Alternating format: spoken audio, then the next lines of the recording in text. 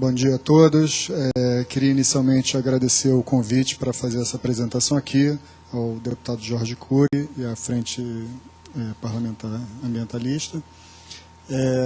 Bom, vou tentar fazer uma complementação da apresentação da Ana Paula e, no caso, vou fazer um histórico da questão da mudança climática já atingindo os recifes brasileiros e depois uma apresentação do projeto Coral Vivo, que o tema da sessão aqui hoje é iniciativas para a conservação.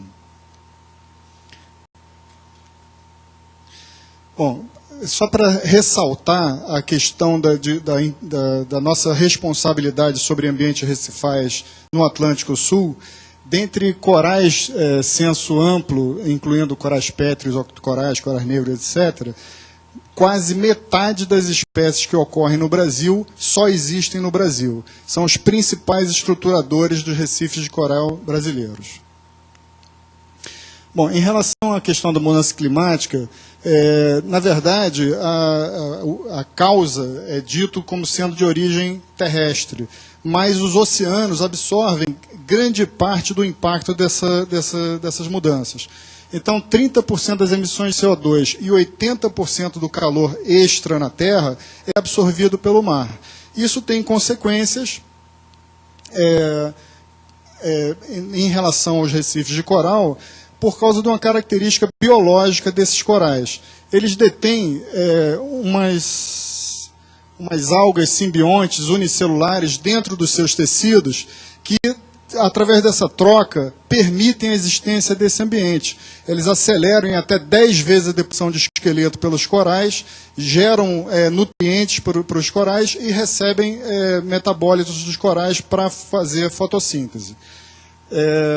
O que acontece quando você aumenta, por exemplo, a temperatura do oceano, é que essas algas começam a produzir uma substância que é tóxica para os corais, algo parecido com água oxigenada.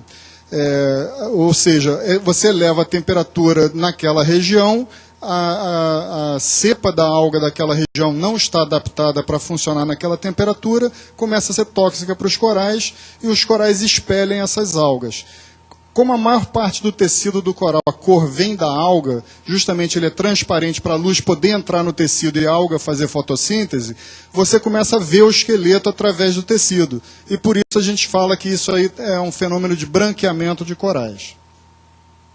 Aqui a gente tem, por exemplo, em 2010, algumas colônias que branquearam no Parque Nacional Marinho dos Abrolhos. O branqueamento, dependendo da espécie, ele pode ser mais suscetível a matar o coral ou não. No caso do Brasil, a gente não viu ainda mortalidade em massa. Talvez porque nossos corais vivam em águas turvas. E a luz, o excesso de luz, é um fator que prejudica ainda mais a questão da temperatura.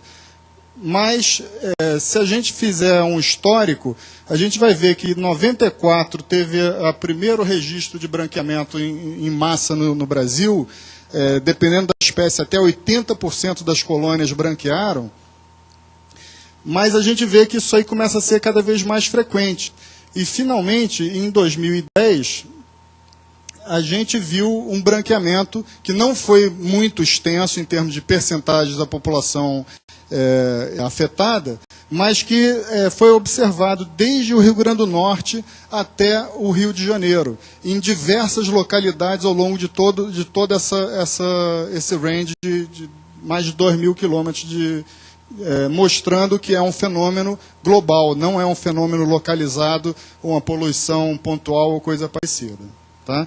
Então, isso aqui, embora a gente não tenha tido mortalidade em massa, é um alerta para o que vem aí pela frente. A gente não sabe até quando que os nossos corais vão conseguir suportar o aumento de temperatura.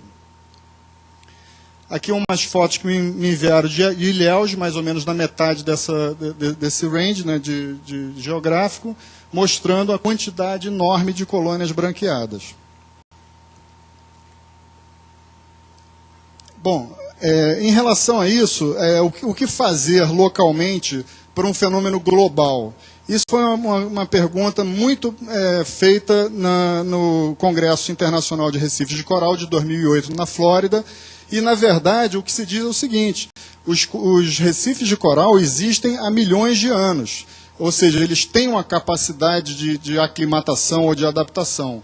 Mas, para isso, a gente precisa diminuir as outras pressões negativas que eles estão sofrendo, para que ele possa ter uma oportunidade de sobreviver num prazo mais longo.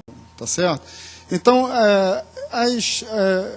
as propostas são mais ou menos iguais à da Ana Paula, porque são meio senso comum, né? Mas eu queria falar assim que, na verdade, em branco a gente tem aqui as localidades onde o Reef Check já faz monitoramento, dependendo da localidade muda o ano de início, mas já vem fazendo.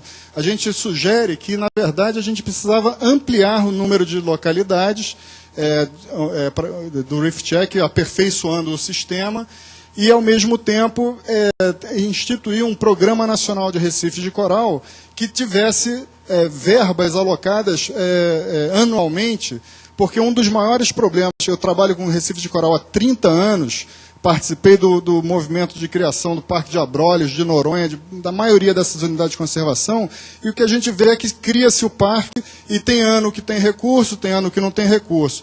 A mesma coisa vale para as iniciativas de monitoramento. Tem ano que o dinheiro sai a tempo, tem ano que o dinheiro não sai, ou para pesquisas de longa duração também. Então, a proposta de realmente ter um orçamento fixo direcionado a esse ambiente fica colocada.